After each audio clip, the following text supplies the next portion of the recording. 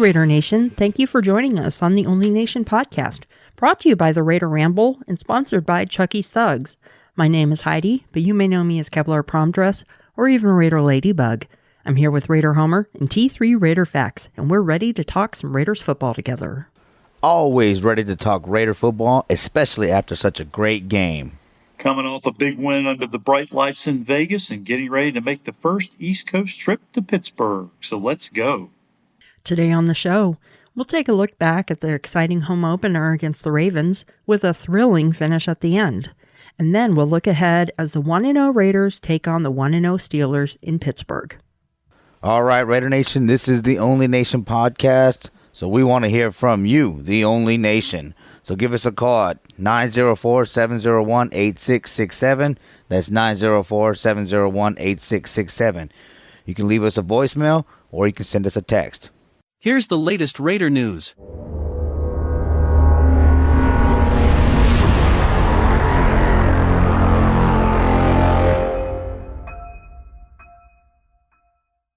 Derek Carr connected with Zay Jones on a 31-yard touchdown pass in overtime to deliver a 33-27 victory over the Baltimore Ravens to wrap up Week 1 of the regular season in front of a sold-out crowd at Allegiant Stadium. The Raiders trailed early 14-0, but then they came back, ending a 98-game regular season win streak for the Ravens when leading by at least 14 points, dating all the way back to 2004. Yeah, it's official now. It's time to put some respect on Derek Carr's name, right? You heard James Jones say that. Raider Nation out there that always voices their negative opinions on Derek Carr, just stop already, you know. The guy is the fourth quarter comeback kid, all right? 4 in 2015, 7 in 2016, 3 in 2018 and 19, and 5 in 2020, and 1 to start off 2021. This guy always gives us a chance to win in the fourth quarter. You know, I was at the game, you know, and I just kept chilling, kept having a good time, kept cheering, kept doing what a fan's supposed to do. There with my family, having a great time, knowing that Derek Carr was going to bring this team back. Oh, yeah, Raider Homer, how do you know that? Just because that's what Derek Carr does. All right, our defense was playing hard, playing well enough to keep us in that game. You know what? That's all you got to do. And at the end of that game, they gave Derek Carr the opportunities he needed to work his magic. So, kudos to Derek Carr. Great game. Great game. Let's see. 435 yards, 2 touchdowns, 1 interception. I mean, the guy is going off. And nobody thought he was going to do that, right? Everybody thought we were going to lose. Lamar Jackson this, Lamar Jackson that. It's time for Derek Carr to put up or shut up. This game shows you, and it should show this whole team, that as long as you keep playing, Derek Carr will bring you back. All right? It's proven. It's proven. And he will get this extension because of games like this. This is what it's going to take in today's NFL is fourth quarter comebacks. Josh Allen, there's a lot of hype going on about him, but he couldn't bring his team back. You know what I mean? Against a tough defense. The Ravens and the Steelers are always playing tough games, you know, in the same division. That's the kind of football team we need to be, a smash-mouth team that can, you know, play in big games, and that's what Derek Carr did. He showed that he's a big game guy. Just give the guy, you know, a defense and give him the opportunity on a short field, and you will win games. So I'm excited about Derek Carr playing as well as he did. Yes, he started off rusty. Should have seen him in the preseason. But you know what? He came back, roaring back, you know, especially in the 2-minute offense, and we'll get more into that because that's big. John Gruden always wants to control the clock. You know, we won that battle again. But Derek Carr always has the offense under control in the 2-minute offense, and that's exactly why we win games like this. So I'm going to just get off my soapbox because I would be going, 2 or 3 minutes now, so I got it. I'll share the mic with you guys. Sorry about that. No problem.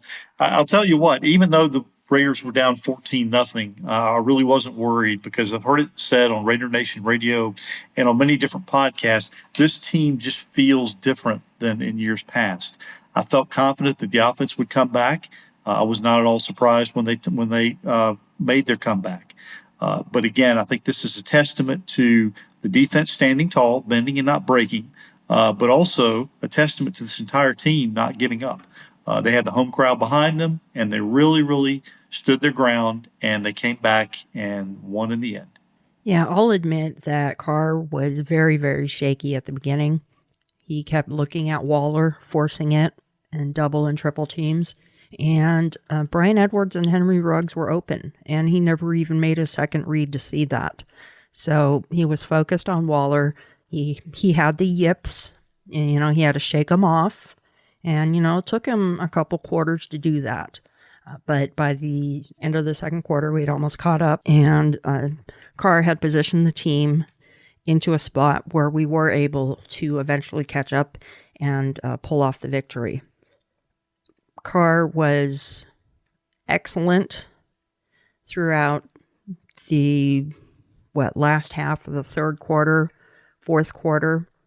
He was good in overtime, except for that one throw. And we all know what throw that was. But, comeback kid. He pulled off another one. And that's his 25th fourth quarter or overtime comeback drive. So that's pretty impressive, behind only Matt Stafford by one game. And I was glad to see that side of Carr again. We all knew it was there, but it was glad to see it, and he was able to silence the wave of detractors that were very loud the first part of the game. A lot of people were talking. A lot of people were talking smack. I turned off some of my chat rooms because I knew how bad they were going to be. The stuff they were saying about Carr was bad, and I didn't want to hear it. It's because those guys are jackasses and they don't know shit. And of course, by the end of the game, everyone took that back. Yeah, that's what I'm saying. That's ridiculous how everybody does that. Stop doing that, Raider Nation. Stop doing that. Watch the game. All right, 4 quarters. All right, again, it's 22 fourth quarter comebacks and 25 game winning drives. All right, you've already seen it enough times you should know now to just shut your mouth and watch the game. All right, I mean, at this point, it makes it no fun. That's why I don't really even participate in those groups. It makes it no fun when people are doing that. And then Gangster Raider got called out because he called in to Raider Nation Radio talking all that trash. You know what I mean? And people were coming out on Twitter and talking about that. It makes it no fun when people act like that. All right? Yes, sometimes it's no fun to hear Homer just continue to try to think positive, right? Sometimes that's not fun. But at the same time, it's worse to listen to somebody complain and bitch and moan. Everybody is upset that we're losing. So when you're sitting there, I told you this and I told you that, it's like, dude, shut up. And then when you look, how stupid do you look when you're all like, yeah, we won? So I don't know. That's what I'm saying. It's just, this is a little mini Homer's hammer. I guess I'll turn it over to you, T3, later on in the episode. I know you would like to drop the hammer, but I mean, stop with all that shit. Seriously, y'all. Seriously. Like, obviously, Derek Carr can do what he's got to do, and especially in the end of the fourth quarter, really comes to life. When the pressure is on, Derek Carr can handle it. And you say, oh, well, he was, scared. Whatever, dude. In those years that everybody was saying he was scared, dude, he still had 3 fourth quarter comebacks. Still able to put the team on his shoulders and bring the team back. Of course, we all know that was just, we were in rebuild mode. Again, like, you've seen it enough times to not be that person complaining in the stadium. Because I heard in the stadium, come on, Carr. And then after we win the game, they want to do high fives. And it's like, do I want to high five that person? You know what I mean? If you just made this experience just like, oh God, here we go again with these complainers. You went from that to, oh, give me a high five, we won. Like, just save yourself the embarrassment. That's all I'm saying. Look, see, still on my soapbox. 11 minutes into the episode. Sorry.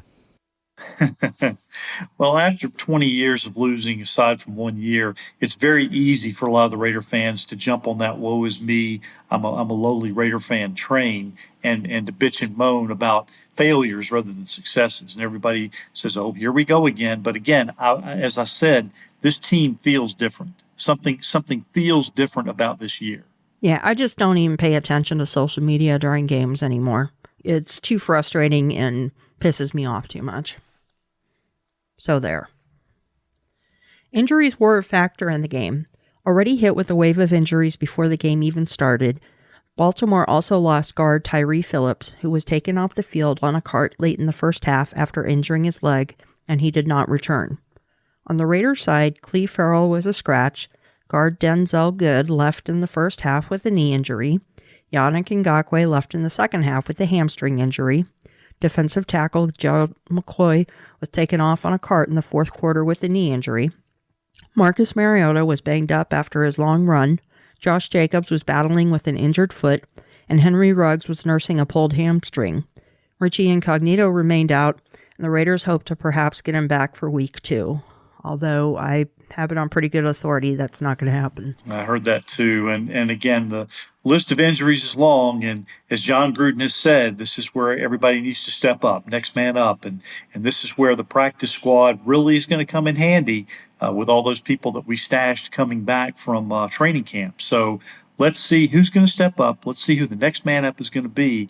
And for all the ones who stepped up already, I'm looking forward to seeing what they do in game 2. It's so unfortunate that we lost Denzel Good. And then, yes, Gerald McCoy. Of course, McCoy is new, but you know what? You were hearing a lot of great things about his leadership and how the younger guys were looking up to him and taking notes and things like that. Marcus Mariota, man, I love that run. I'd love to see that, in the red zone. But again, Marcus Mariota gets hurt. This is what's going on in his career. You know what I mean? This is another thing that makes me look at Derek Carr and say, man, I'm glad that this guy is tough enough to play the way that he's played. First he broke the pinky, right? Then he broke his leg the same week that Mariota broke his leg. But he's been able to come back from that when Mariota really hasn't been able to come back. And now his injuries are compiling. You know what I mean? And the back thing and the growing last year. Just be thankful we got Derek Carr. Now, Jacobs, yeah, hopefully he can come back and play because we are going to need him. I'm going to talk a little bit about Kenyon Drake, but we still need Josh Jacobs. We're pretty thin at running back once he's off the field, especially with Ingold being questionable. I guess he was listed as of today, questionable. So we need Josh Jacobs. And then Henry Ruggs, that's unfortunate. He's got to be able to stay healthy. He came out with those 2 big catches in the fourth quarter. We need that speed. Yes, Derek Carr was kind of forcing it to Waller a little bit, but Waller had a big game, and you see why Derek Carr wanted to go to Waller because they were blitzing. 11 people on the line of scrimmage, they were coming at him. You know what I mean? But at the end of the game, Ruggs and Edwards, they showed up, and that's what we need from Ruggs. So hopefully that hamstring does not slow him down. We need that speed. But man, this is the NFL, right? Now it's a battle of wills, and we're gonna see who wants to be a starter. So it's everybody's gonna be facing this. But man, this is tough. This is gonna really affect the Steeler game, I believe, especially with the offensive line being so thin. The Raiders had the advantage in time of possession, controlling the ball for 36 minutes 47 seconds versus 29 minutes 8 seconds for the Ravens. The Raiders also gained 26 first downs versus only 20 for Baltimore. The Raiders also outgained the Ravens in total yards with an advantage of 491 to 406, with Derek Carr passing for over 400 yards to 8 different receivers.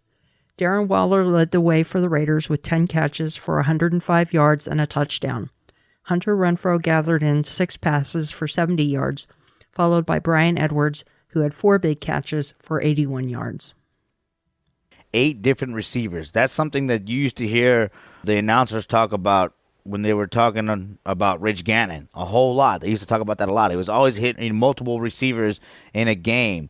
Waller, leading the way with 105 yards. I mean, he had to come back against the Ravens and play really well. But, I think what also shows in this game, as far as my keys to victories from last week, I was saying that Gruden had to out-coach John Harbaugh. And I think that he did do that. Even though we started off slow, in the second half we had the answer to get us closer to score the field goal at the end of that second half. And then at the end of the fourth quarter, we made the adjustments again, and John Gruden did a great job. And Derek Carr includes everybody in the offense. Like, this is something that's important, right? Like, we don't have one guy, even though Waller's becoming Derek Carr's favorite guy. We still have threats everywhere. And then towards the end of the game, they were really focused on Waller, and everybody else was wide open, and we had the quarterback that can deliver the ball. I mean, this is exciting to see, Hunter Renfrow get 70 yards and Edwards get 81 yards on top of Darren Waller's 105 yards. I mean, everybody knows that Gruden wants to run the ball, But considering that we're having these issues on the offensive line right now, that may not be the case this year. Gruden may have no choice but to open it up. And seeing that we got the weapons like this, I'm excited to see what happens. Of course, hopefully we get healthy. We have some guys step up on the right side of the line, especially Leatherwood. He played pretty good, gave up a sack or two, the false start and things like that. But if he can really get going, man, then we'll get that run game back. But we might be having to open it up. We'll see, though. Yeah, it took a minute for Darren Waller and Carr to get on the same page. Waller had a total of 19 targets, but again, it took them a while to get warmed up. And once they did, they were cooking. And I'll tell you, Hunter Renfrow, third Renfrow there all day. And I was really, really happy to see Brian Edwards make those 4 big catches. He really came through in the clutch at the end. I'm still a little bit concerned that it doesn't seem like Ruggs and Carr are on the same page, and we'll talk about that a little bit later. But again, I wish that they would get him involved and get the ball in his hands early, even on a bubble screen or jet sweep or something. I think they need to get the ball in his hands more than they have been. And Ruggs was open. He was open at the start of the game. He was open throughout the game. Carr just needs to trust him to know that he can get the ball to him. Seems that Carr was having trouble trusting the young receivers at the start of the game. And he was just honed in on Waller, and that was all he saw. So it was definitely something that he needs to work on to avoid doing that in future games. How is he honed in on one guy when he hit 8 different receivers? I don't get that. I'm sorry. I just don't get that. For the first part of the game, everyone knew he was going to Waller. Everyone knew that. The number one guy, the number one threat. John Gruden said he's going to come in and focus on trying to get to Waller. You want to get the best. You want to get the ball in your best player's hand. You know what I mean? And Darren Waller is that guy. But don't skip the open receiver. Don't skip the open receiver just because you're honed in on Waller, especially if he's covered by 2 or 3 people. That's all right. Look, you know what? I'm just going to leave it alone because, you're going to find, 435 yards in a game like that. I mean, it's kind of hard to pick it, but, I guess you're going to pick it apart. So yeah, this is one of the reasons why a lot of people criticize Gruden for not playing Carr a little bit during the preseason so he could establish some game repetition with guys like Ruggs. So it's going to take a while for it to develop, and I'm hoping that he goes to him a lot more often in the Pittsburgh game. But it's repetition's a key. He's just got to keep going to his main guys and getting in sync. Right now, he's just not in sync with them. Yeah, what we saw was a preseason game. That's really what we saw. It was a preseason game that improved, as the game went along. But that first half, it was preseason. That's why Derek Carr was off in the beginning of the game. That's why he was throwing behind people. You know what I mean? That's why the offensive line was getting slaughtered too. But he shook all that off and still had a hell of a game. Did I say he didn't? But I don't know. But I guess, I just feel like, though, when you sit there and you say, oh, he was just honing in on one thing, it takes away from what he's really capable of doing. He takes it away from himself. Because he's not a one-read quarterback. He's not. Mariota's a one-read quarterback. That's why he can't win the starting spot, because he can't stay healthy, and he's a one-read quarterback. You know what I mean? Derek Carr was surveying the entire field, and he was running around and moving around. And on that touchdown pass to Zay Jones, dude, they knew they had him. That's why he backed up a little bit and by that time he was doing it. Like that was Derek Carr on pre-snap was already known. He already knew where to go. I'm saying at the start of the game he wasn't doing that. But you also just said that was a preseason game, so that at the start of the game, of course, he's going to be rusty. Yeah. Basically, the first quarter was with the Raiders preseason. On Wednesday, the Raiders announced 2 signings to help fill the void at guard and defensive tackle due to the losses of Denzel Good and Gerald McCoy. Damian Square, a 9-year veteran defensive tackle, was signed off the Chicago Bears practice squad. Guard Jordan Simmons rejoins the Silver and Black, having originally joined the team as an undrafted free agent in 2017, and was on the Raiders practice squad before being signed by the Seattle Seahawks, where he has spent the last 3 years. The Raiders also announced that safety HaHa Clinton Dix has been signed to the practice squad. To make room on the roster for Square, Simmons, and Clinton Dix, the Raiders have put both Good and McCoy on IR and have released cornerback Mondre Harper from the practice squad. Once again, it's going to be a long season, and the long list of injuries for week one doesn't bode well for this team. They're going to really have to step up. The defensive line, this is the reason why Gus Bradley brought so many guys in and is trying to substitute fresh waves of guys on the defensive line. And this is why we brought in so many guys in the defensive backfield. And again, Damon Arnett only played one snap. Cleve Furl, a number 4 overall pick from 2019, played no snaps. So the fact that we got as much productivity as we did out of the players that were on the field, I think if we can just get everybody on the field playing up to their optimum potential, then good things are going to happen. But everybody's going to have to step up because injuries are starting to mount. This seems to be the case every year, since Gruden's been back. Just been bit by the injury bug over and over and over. And this is something that's got me worried. You know what I mean? Because, Richie Incognito, you hear that they feel like maybe if they rush him and he gets injured again, he's done for the rest of the year. So we may not see him for a couple of weeks. And we got Jermaine Illuminor backing up Denzel Good and being forced into the starting position. He's been around for a while. He's played for other teams. So it'll be interesting to see what they do. I don't think that they're going to play this other guy that they signed, Jordan Simmons, over Illuminor, because you got to go with Illuminor, who's already played a game. You know what I mean? So this is a huge game for Illuminor coming up. These Steelers defense is going to come in and play hard, but this is the next man up mentality. But the thing that has hurt us in the previous seasons, as far as the second half collapses, is all the injuries mount up, and then after this big win, we have a long injury list. So I'm a little worried about this. I am worried about this, but I think that Derek Carr showed that he can open it up and throw the ball. And now I think Gruden trusts him a little bit more to do that.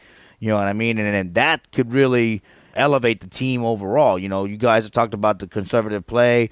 I felt like he was gearing up to run, but I think that they learned that they're not really going to be able to run with this offensive line like they wanted to. So we'll see what happens. But, man, Jermaine Illuminor, please show up and play your ass off this week.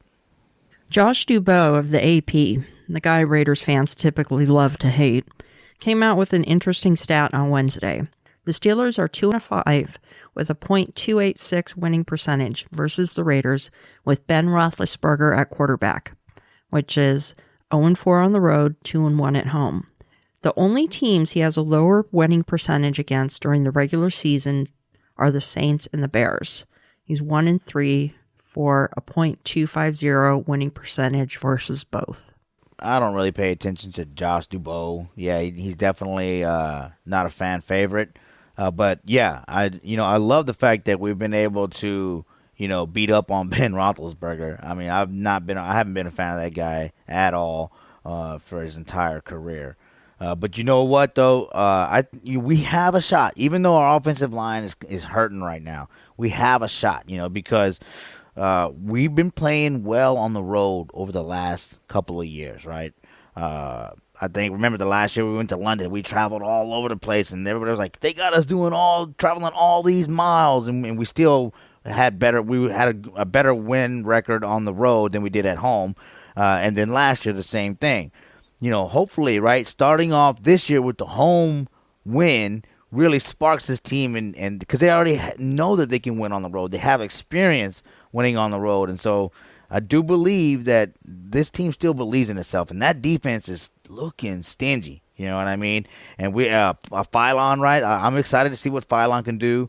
T3, you've been calling that guy's name for a long time, and that was a damn good call on your part, man. And so now I'm really interested to see what he can do, but we got to get in there and win this game, period. We got to go 2-0 right now, because these are the games. These are teams that are going to be playing in the playoffs, and so we need to beat these guys. These are going to be competing for playoff positioning here, trying to get those tiebreakers and things like that. We need this win. So we got to get out there, but I do feel confident because we have shown that we can play well on the road over the last couple of years, that we can get in there and make the adjustments necessary to win this game, even if we have to open it up. This is a quarterback-driven league, and we played a team in the Baltimore Ravens who have a really good quarterback. Much better, I think, than Ben Roethlisberger. I got to give him his props for all the things he's done over his career, but he's going to be standing back there, not running around like Lamar Jackson did. So I think he's going to be a sitting duck if the defensive pressure can come like it came against Baltimore. And I think Max Crosby is going to have himself a great game. All right, let's talk about the big win on Monday night. Okay, there are a lot of things to talk about, and it would be hard to cover them all. So we're each going to take a look at one key to the game, and then we'll discuss them together. T3, why don't you lead off? All right, in the first regular season game in Las Vegas with fans in attendance, including our own Raider Homer, the defense was able to put together enough of a cohesive pass rush and pick up 2 turnovers in the victory, including that key strip sack near the end. A defense that's been known for not generating many sacks picked up 3 against the Ravens. In fact, the Silver and Black pressured Lamar Jackson on 54.5% of his dropbacks, which according to Next Gen Stats is the highest pressure rate that the Raiders defense has had on any quarterback since 2016. Now, ladies and gentlemen, that's how you win games.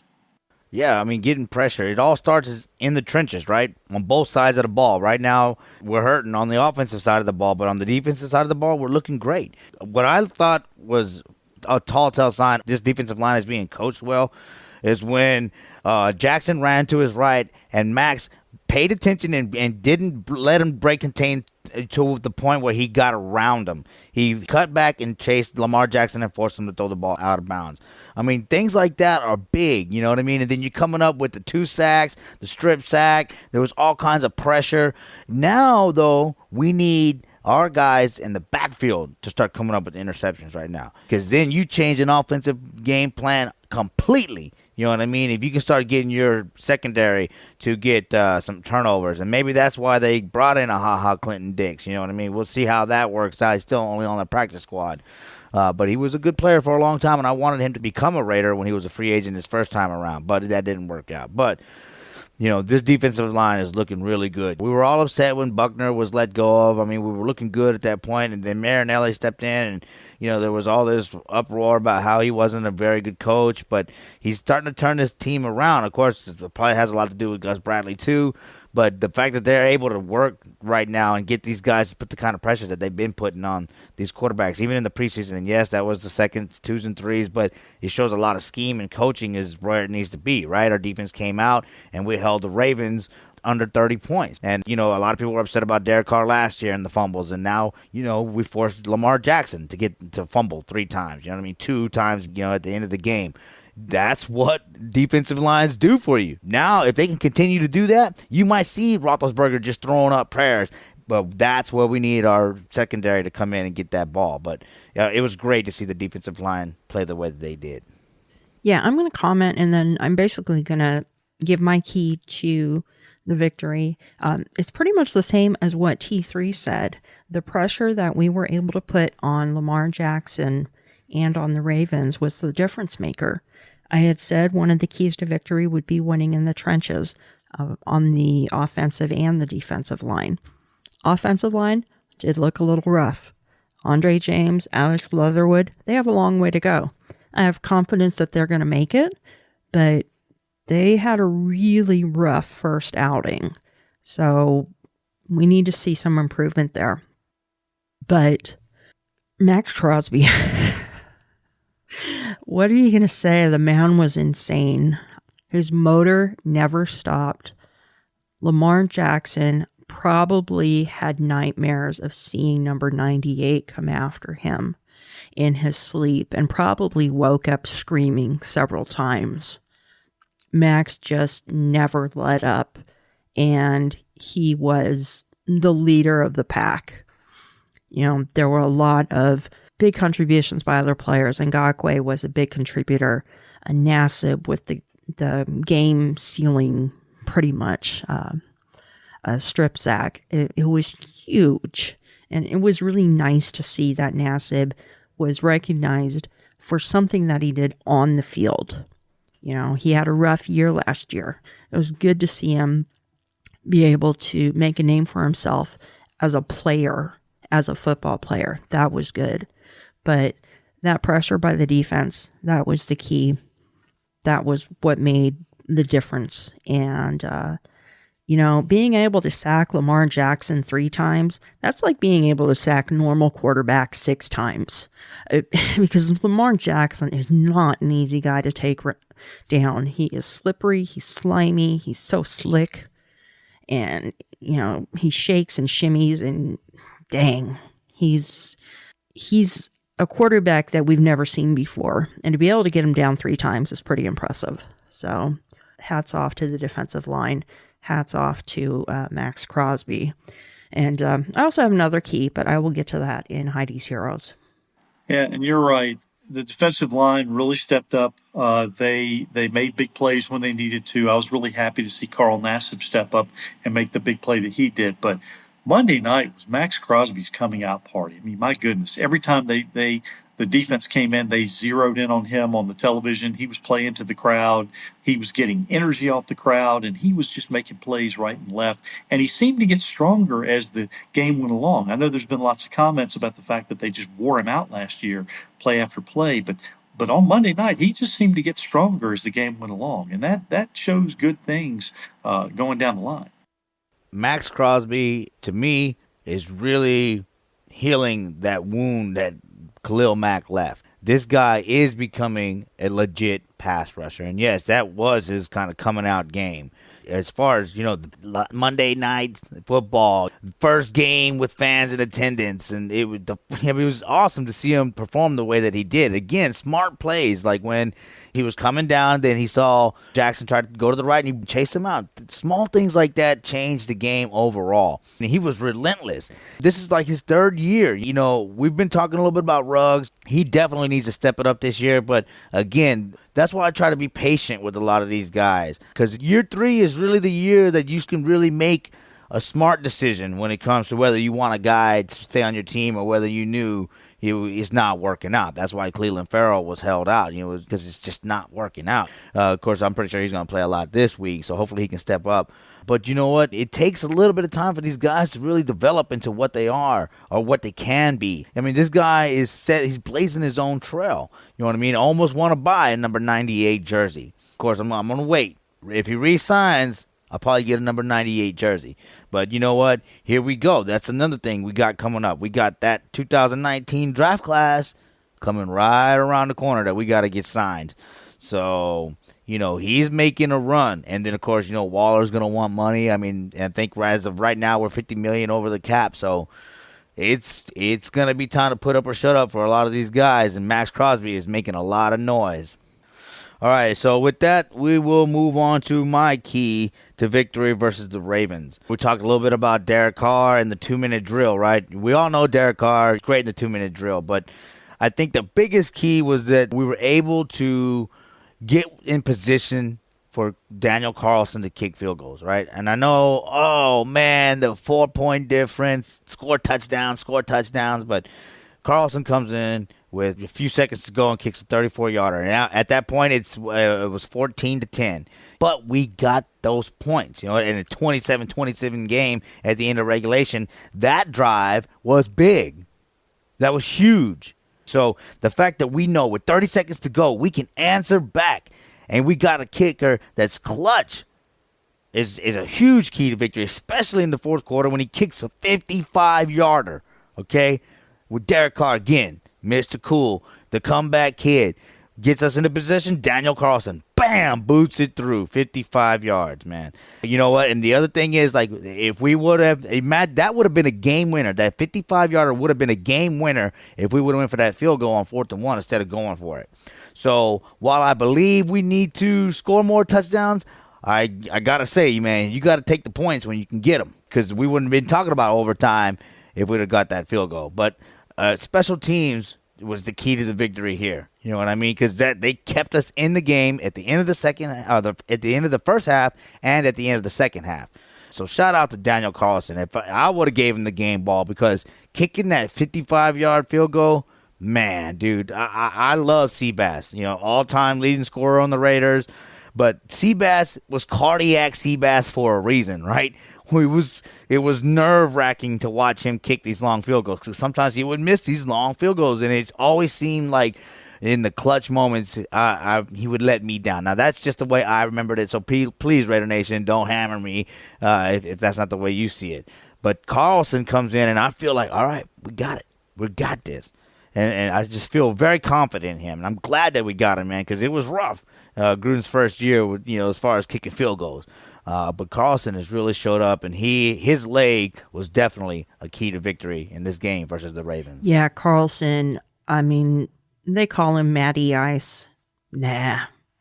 Matt Ryan's got nothing on Daniel Carlson. 55 yards with 7 seconds left. That was incredible. But I'll tell you the key that Daniel Carlson was to winning the game. In overtime, when Gruden tried to get the field goal unit out on the field on second down to kick the game going ahead field goal, and we ended up with a delay of game. It was that delay of game that won us the game. Yeah, we got the penalty. We moved back 5 yards, and then we didn't kick the field goal. Had we kicked the field goal, we would have been giving the ball back to the Ravens with 3.5 minutes left, and Lamar Jackson still had 1 or 2 timeouts left. He would have driven down the field and scored a touchdown if we would have settled for a field goal. That delay of game put us in a position to throw that game-winning touchdown. So I know that that's not the way it was intended, but that's how Carlson really won us the game, by not being ready to jump out on the field to stop that delay of game. It's incredible. I love Daniel Carlson. Sometimes you got to be lucky, too. Yeah. But in that same mindset, though, like I said, you could have kicked the field goal on 4th and 1, and when Carlson hit the 55-yarder, we would have won the game. So, Yeah. We should have kicked the field goal on 4th and 1. We should have. Especially with the way the running game was working, which was that the running game wasn't working. If we had been dominant and really moving the ball down the field on the ground, that would have been another thing to go for it on 4th and 1. But to try a running play, yeah, maybe a screen, but not as a running play. We should have taken the field goal there. So Homer's definitely right. See, I agreed with you, dude. What? Yeah. I'm not even going to buy into the conspiracy theory that if the Raiders had kicked the field goal, the Ravens would have come down as in the year past and scored the winning touchdown. I think that there was another big play in there to be happening, similar to the one that Carl Nassib made on the strip sack. So even if they had kicked the field goal, I think the Raiders would have come up with a big play somehow, some way to preserve that victory. So once again, this year feels different. I am so glad that we have Daniel Carlson, but again, I think this year is different. Now, let's turn the page and focus on the next opponent, the Pittsburgh Steelers. We're each going to give a key to victory and a score prediction for the game. Homer, you go first. All right, so, you just mentioned the fact that the run game wasn't working. So the Steelers, they're going to look to, force us to be one-dimensional, right? So I think the key for our victory in this game is going to be Kenyon Drake coming out of the backfield, all right? We're going to be in a shotgun with the running back there, and hopefully it's Kenyon Drake. Of course, we're still going to need Josh Jacobs, but Kenyon Drake coming out of the backfield, just kind of bleeding out a little bit or some screens. He's the one that's going to draw that defense up, which will then again allow us to get the ball to Waller, in the middle of the field. That's how I believe we're going to have to draw the Steelers up, is Kenyon Drake coming out of the backfield. And he had a really good game. Last game, let's see, he had 5 receptions for 59 yards, all coming out of the backfield, along with 21. That's going to be big. You know what I mean? Josh Jacobs, man, yeah, he had 34 yards rushing. Let's see, only 1 reception, though, coming out of the backfield. So Kenyon Drake is the guy that they want coming out of the backfield. So if we can get him coming out of the backfield and making some plays like he did against the Ravens, because these are tough defenses. These are teams that are in the same division. They're built to play each other.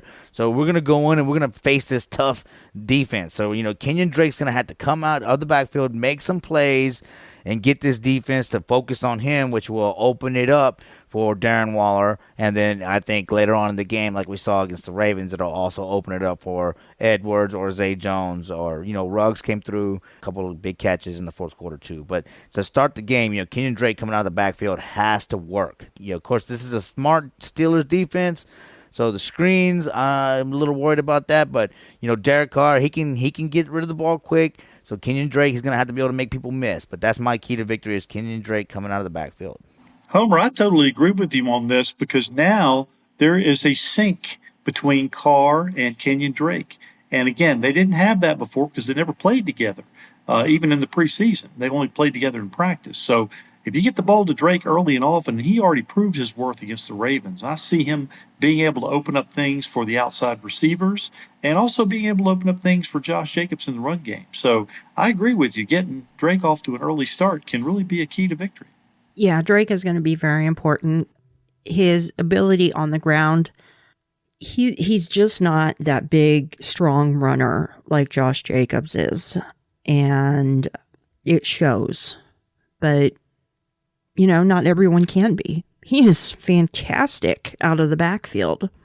And he had those 5 receptions on 5 targets. He didn't miss once. So he's going to be a huge key to the game.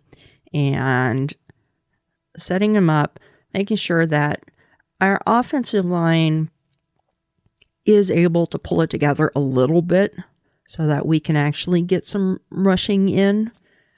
That's going to be important too, because Drake does need to have some effectiveness on the ground. But using him out of the backfield is going to be a huge, huge part of the game. I think Homer's right. Drake is going to be a big part of the game because... Wait a minute. Mark the tape. Mark the tape. Homer, what's your score prediction? Should I...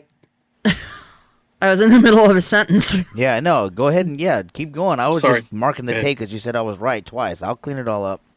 Yeah, Drake coming out of the backfield is going to be very important, and it's going to be key, especially because I think there's a good chance that Josh Jacobs either doesn't play or he plays with a very, very limited amount of snaps.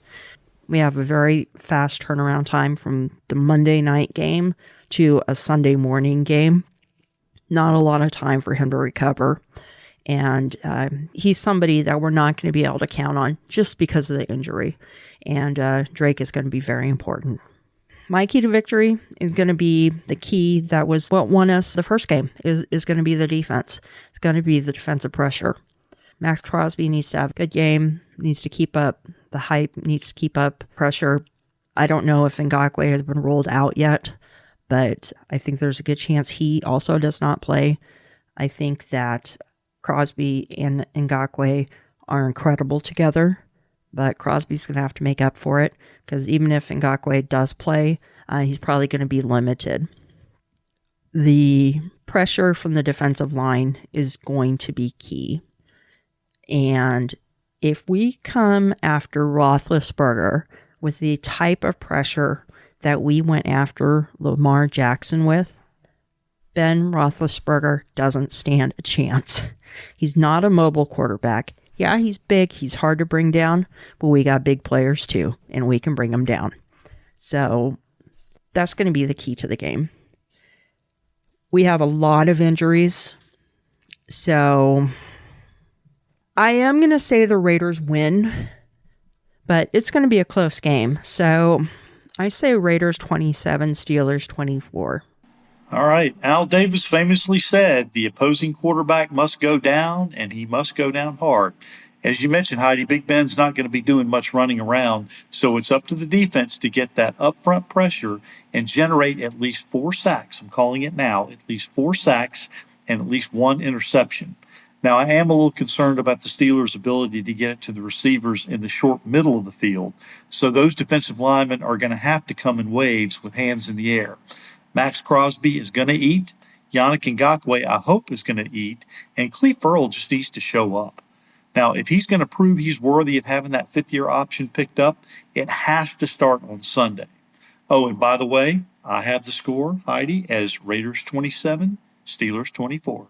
Y'all are hitting it on the head right here. I mean, you have to bring pressure on Ben Roethlisberger. He's an older quarterback, not near as mobile as he used to be.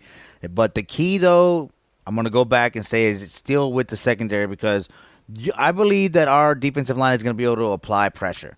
But, T3, you're calling for at least one interception. I'd like to see one, hopefully two, because that's where you're going to really put the most pressure on Ben Roethlisberger, is by getting in his face and then making him think twice about throwing the ball. But he is savvy. He's one of these pre-read quarterbacks, been in the league for a long time. Yes, Lamar Jackson runs around, is great and all this and that, but Ben is a completely different animal. So if we can get the pressure and then get a couple of interceptions, we can definitely win this game. And then I think that'll really show that our defense is a playoff defense, because if you can compete against a quarterback that can run all over the place and make plays, you can compete against the Chiefs. If you can compete against a quarterback that can, a big giant quarterback that can, stand in the pocket and throw the ball, but on one run when he has to, you can beat the Bills. You can beat the Chargers. Being able to play both styles of quarterback in the NFL, that's what's really going to show that we're a playoff defense or not. You know what I mean? Of course, we are going on the road, but we've been playing well on the road. But, hopefully our defense can show up and really be smart enough to outthink Big Ben, because this is going to be a thinking contest a little bit. I know we talked about them not thinking too much, but our guys are going to have their heads on a swivel. But this could be a big game if our defense comes up with a stingy, performance. And then for me, when I say stingy performance and, hopefully we can open it up, I still think that, this defense is going to be tough, you know what I mean? And without, a true run game, I don't know. It's going to be tough. But I guess I'm going to go with 24-17 Raiders. Okay, T3, how about bringing us your top three for the week?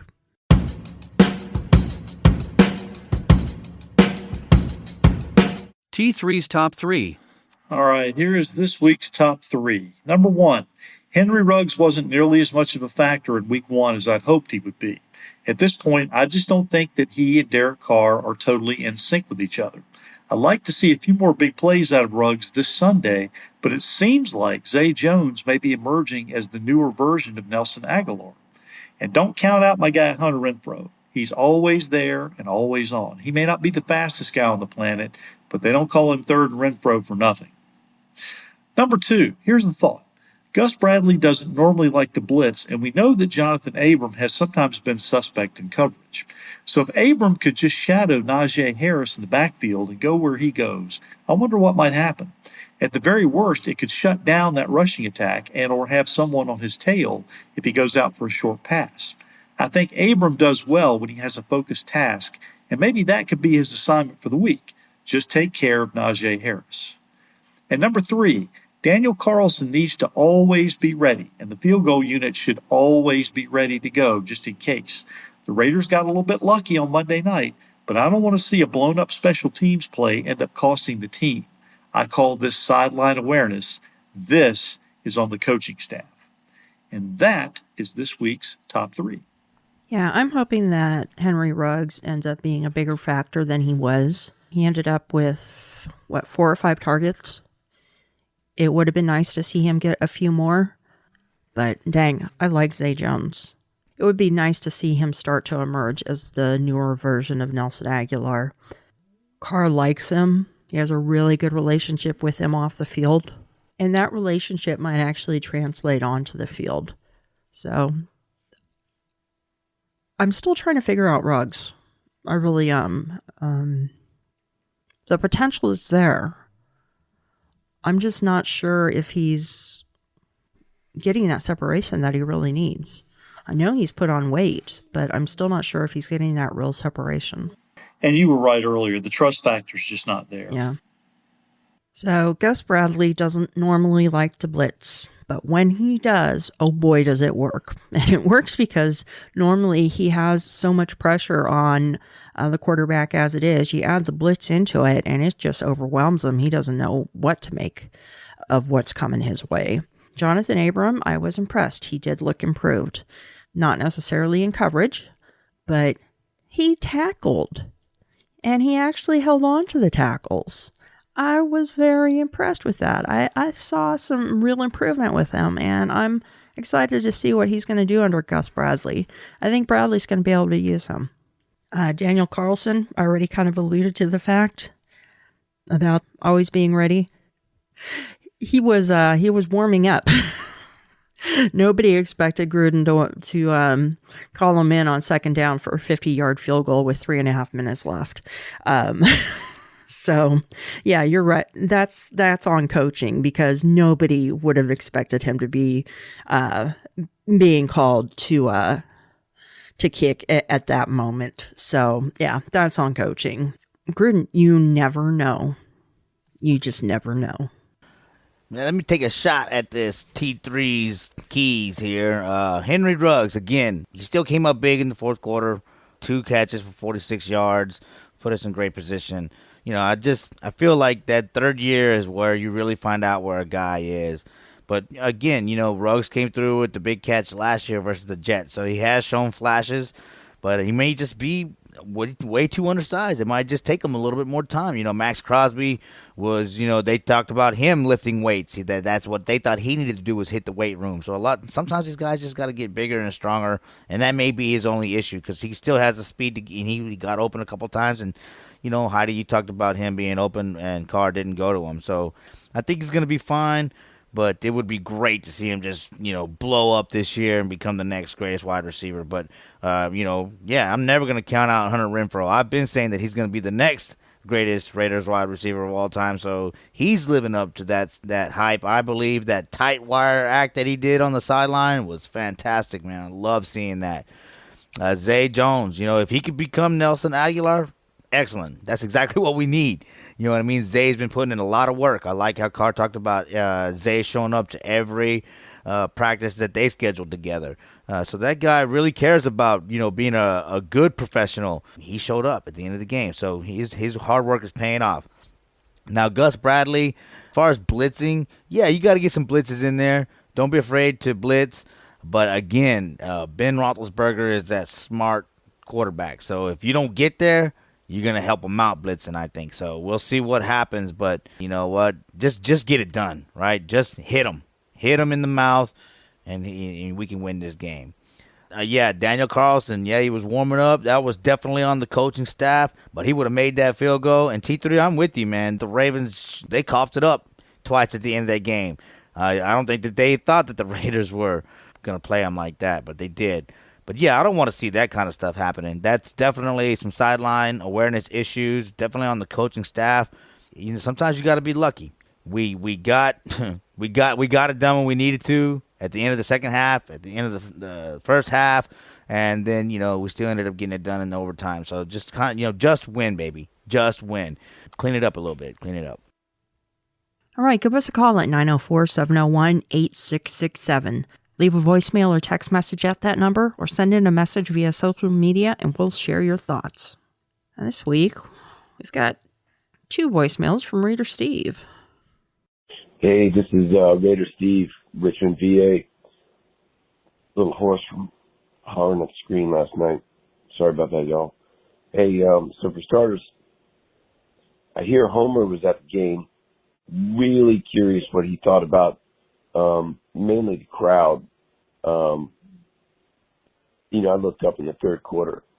Good God bless America. It looked like the crowd was going just ape shit crazy. Definitely in the fourth quarter it looked like that. So looking forward to seeing what Homer thought about that. Little disappointed with the run defense. Derek Carr is just cash freaking money in the fourth quarter. Dude should be called an ATM. It's just cash money in the fourth quarter. Jesus, man. They're sitting there quoting him, I don't know, 24, like fourth quarter or overtime comebacks or ties or something. And I'm like, you know what? 37 seconds. Dude might get this done. I think he's going to do this. And then bam. Got to give it to Carlson, man. 55. I know it was indoors. I know it was a home crowd. 55 yards. That is a real world accomplishment. So, you know, let's not forget our field goal kicker. He is a football player too. Come on now. Anyway, Crosby, of course, went the hell off. Anyway, looking forward to y'all's next podcast. I'm sure it's coming up either tonight or tomorrow. Hopefully y'all's voice is better than mine. I imagine Homer's might not be.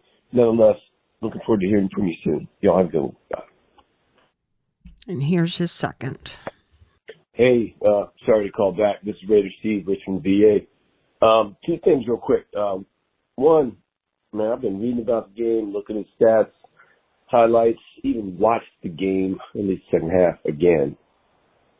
Good God. I hope all y'all Raider fans are cool with Derek Carr these days. I mean, if y'all really want to make me laugh, tell me why you think we need to move on or trade him or draft or Derek Carr. Yeah, he's my dude, man. He is. I mean, I can't get with everything he does and says, but on the field, he is cash money. Nonetheless, hey, if y'all could talk about this cover 3 defense, all I keep hearing about is Gus Bradley, cover 3, Gus Bradley, personnel. If y'all could talk about that and maybe educate me a little bit on that, I'd appreciate it. Anyway, all right. Hope you hear from me soon. Bye. That's a good point, Steve. Thanks so much for the call. We're going to get into the cover 3 a little bit more next week. We'll start taking a bit closer look at the defense as they go up against a really tough Pittsburgh team in Pittsburgh. So thanks for the call. We will go into that a little bit more detail next week. Yeah, we'll go into the cover 2 and the cover 3, but essentially they are two different types of zone defenses. It just has to do with where the players are spaced in the field and what zones they're responsible for. But we'll get into more of the details and really explain them for you and try to put them in terms that we understand and our listeners can understand. But thanks for calling, Steve. You're definitely right. What do Raiders fans want Carr to do? They still wouldn't trade him. He's money in the fourth quarter. You know, like I said, he was shaky at the beginning. He had the yips. He had to get over them. He had to get preseason jitters out. But, man, he's comeback kid, cardiac kid, and there's never, you can't count him out at any point.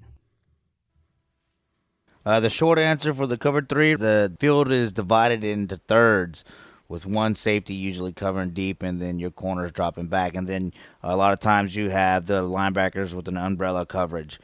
But, yeah, T3, he's got a better mind for breaking all that down, so I cannot wait to hear that from the T3.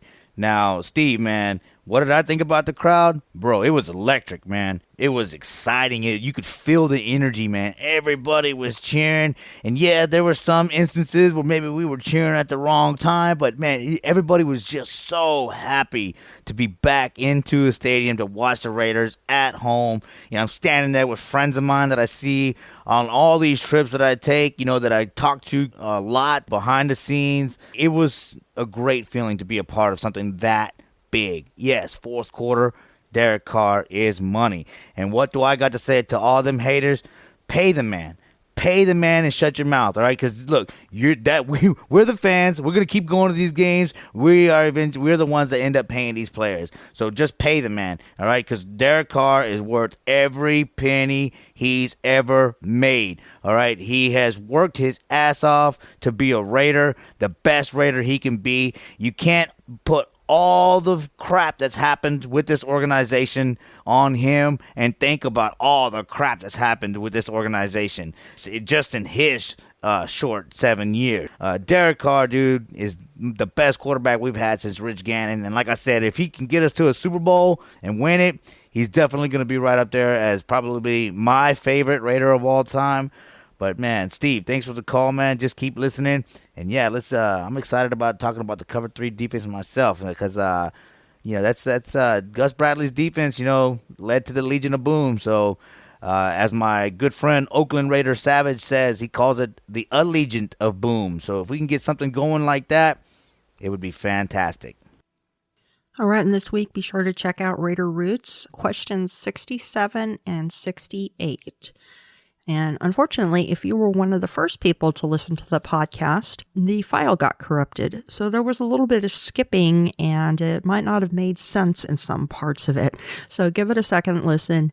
I replaced the file and hopefully that's populated the feed by now and it should be good to go. but another great episode by T3. And big announcement, our big sisters in podcasting, Ladies of Darkness, are back. They just released... Ladies! Ladies! They just released a new episode, so check it out. They are back. Sweet. And they are ready to rumble. About damn time. Yeah, I know. It's been actually a year, almost exactly a year. Yeah, y'all were my favorite podcast for a quick minute. Then y'all disappeared, and I'm like, no! I'm glad they're back. Yeah, I'm still going to be on it, but I'm not going to be on it as frequently. I'll be like maybe once a month. But Jenny and Andrea are still there. Well, you're too busy now, right? With Captain Jack and us and the ladies. Man, Heidi's awesome. place is being taken by the baby assassin. All right, T3, let's find out what Homer doesn't know.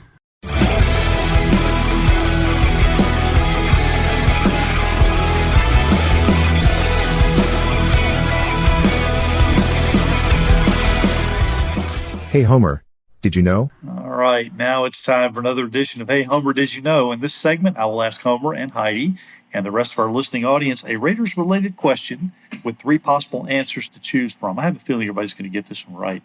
It's multiple choice, so just give it your best guess. So here goes. Here's this week's question. In 2009, the Raiders made a trip to Pittsburgh. The Steelers scored a late touchdown with just 1:56 left to take the lead.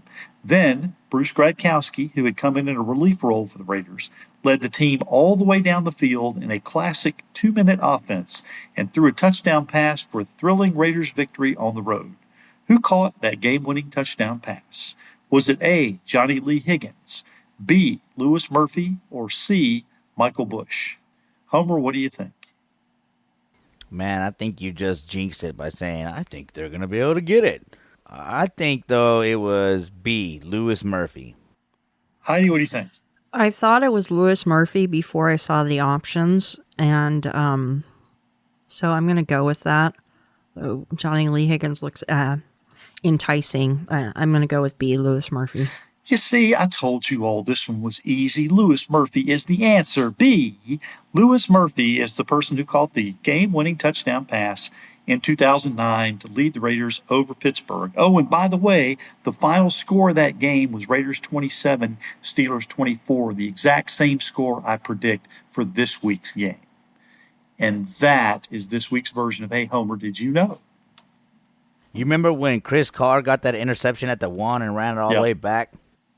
That was awesome. You know, there's been a lot of great games between the Raiders and Steelers going all the way back, of course, you know.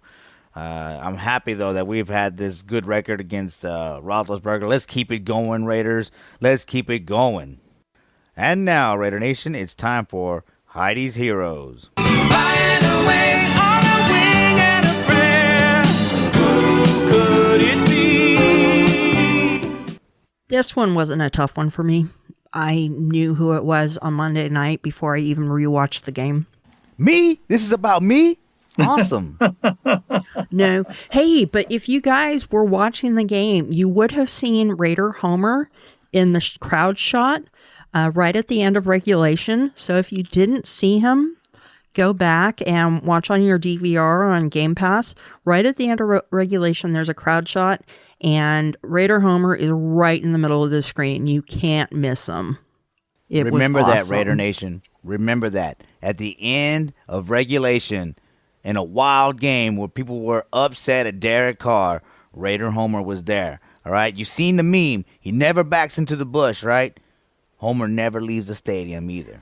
Raider Nation for life. It's a shame you didn't have your Chucky's Thugs flag with you. That's what I was can't looking believe for. I had it there, but my friend had multiple seats, and then I moved up, and then they finally set up, and I was like, "Aw," because I left it in the other seat. I was like, "No." I'm sorry, Chucky's Thugs. All right, but there are so many people that could be the hero this week. Max Crosby already sang his praises tonight. Daniel Carlson, ice in the veins, sinking that field goal. Carl Nassib, strip sack, making a name for himself on the field.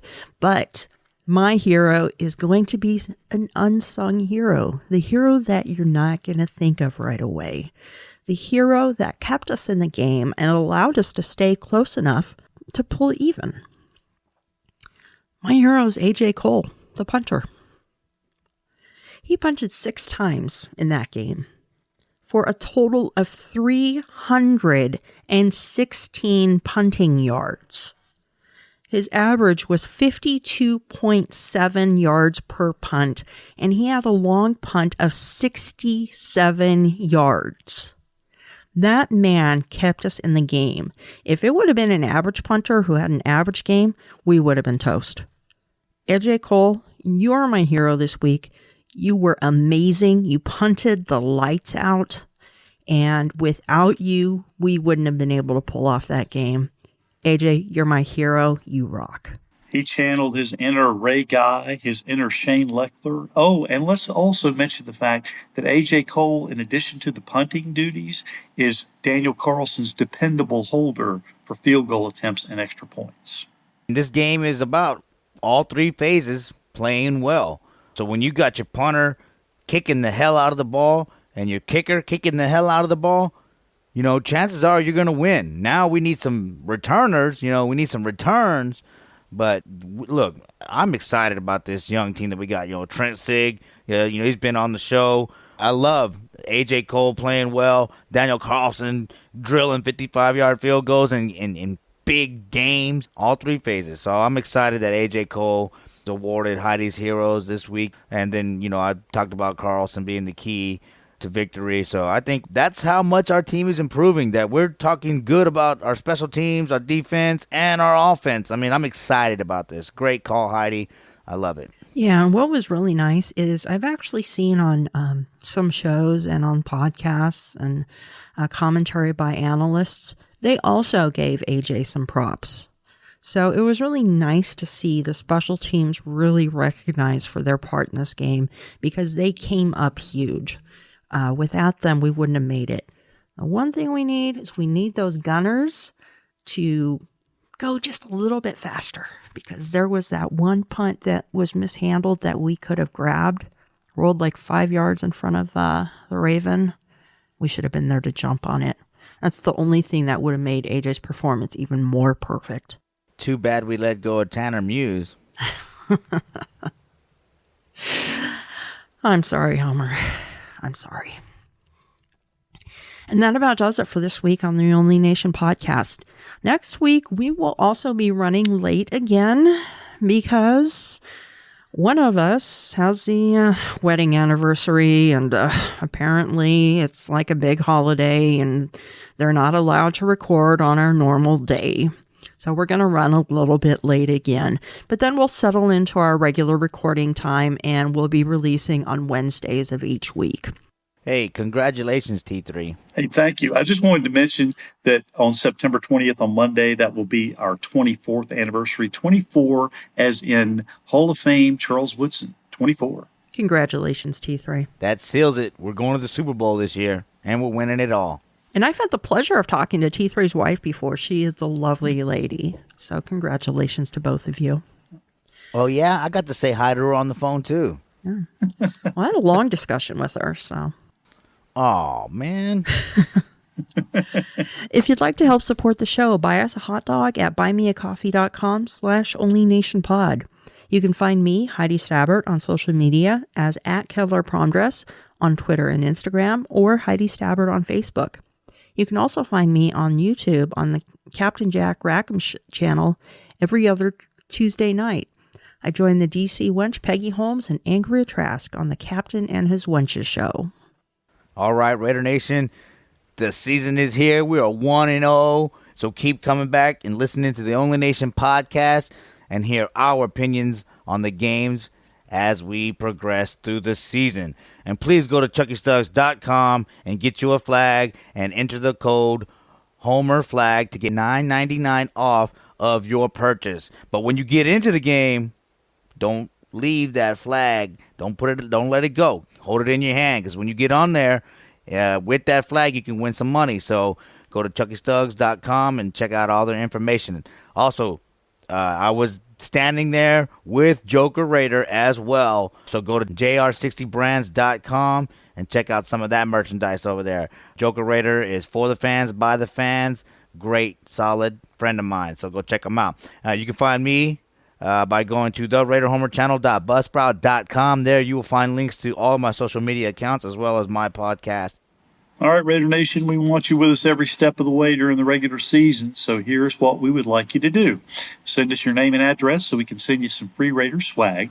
Call us and tell us what you want to know. Throw us an interesting nugget that we can use on one of our upcoming episodes, and become a part of what we're doing here. Remember, this is the only nation, and we want you to be a part of it. So call us 904-701-8667. That's 904-701-8667. Call us now and join the Only Nation podcast family. There are 2 easy ways to find me on social media. You can send me a tweet at T3_sports703, as several of you do. Or you can also hit me up on Facebook at Tom, Thom Jones. I'll do my best to respond back, and I would love to include your comments on an upcoming show. Thank you for tuning in and also getting involved. And I would like to give an additional thank you to my producer for the Raider Roots podcast, Heidi, for all your hard work you've done. And I also want to encourage you all to check out the latest episode of The Ladies of Darkness, having returned, finally at last. As always, we look forward to hearing from you. Until next time, everyone, go Raiders. Go Raiders. We are not just a nation, we are the only nation. And Pittsburgh, we are coming for you. Raiders!